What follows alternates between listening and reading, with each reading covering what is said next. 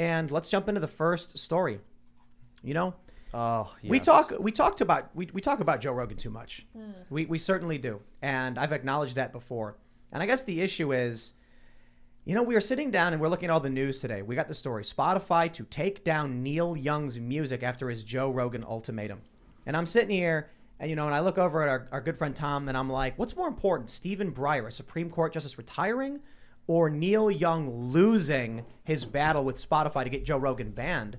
And I don't know, because I feel like the Supreme Court is more important, but you made a really great point. You said the Great Suppression is the biggest story, or something to that effect. Yeah, well, that's what we're in the midst of, the Great Suppression. We have massive censorship or an effort for censorship targeting opposition to whatever you want to call it, the big state, deep state, the communists, whoever you want to call it.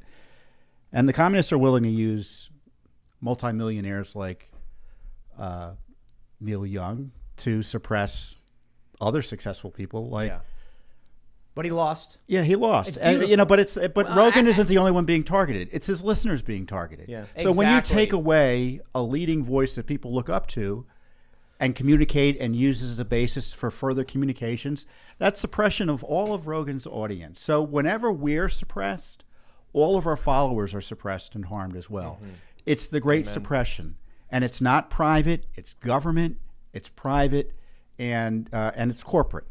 So we have a quote here. I guess this is from Spotify. They say, Mr. Young's record label Warner Music, Group Corp's Warner Records, formally requested Spotify remove his music Wednesday, which would take several hours to take effect across Spotify services across the world. Quote, we want all the world's music and audio content to be available to Spotify users. With that comes great responsibility in balancing both safety for listeners and freedom for creators. Spotify spokesman said Wednesday, we regret Neil's decision to remove his music from Spotify, but hope to welcome him back soon.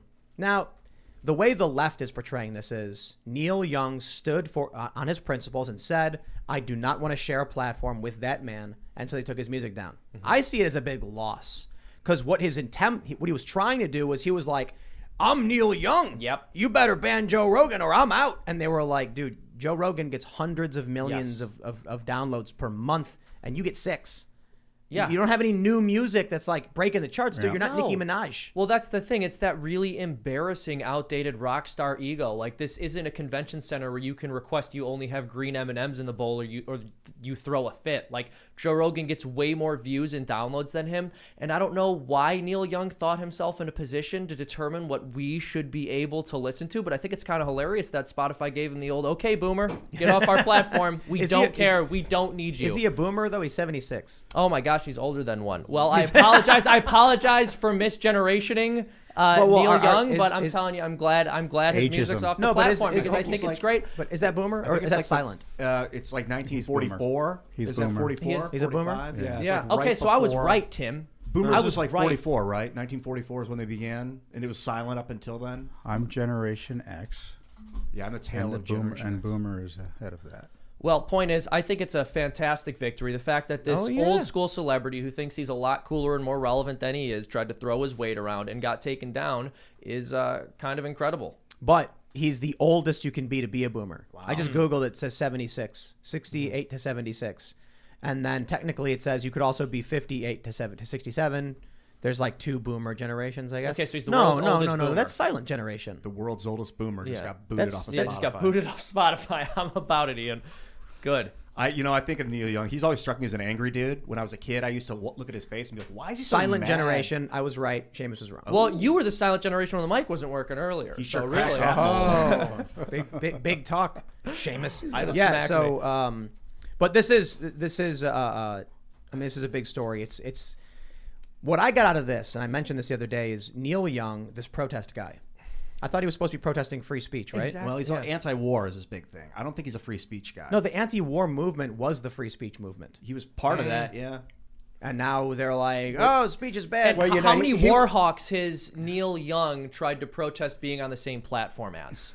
That's a good point. He did the story attacking MTV. He did the song attacking MTV for taking commercials or being too corporate, and he complained that the MTV wouldn't play his song.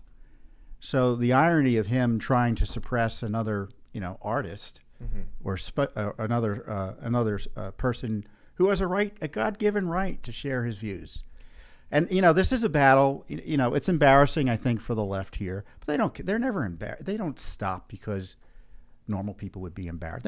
They don't follow those rules. They had the scientists who weren't scientists try to pressure to take him off. They were hoping to get a ball rolling with Neil Young and something else. They'll keep on pushing Rogan. Rogan is a threat, and they are not going to stop.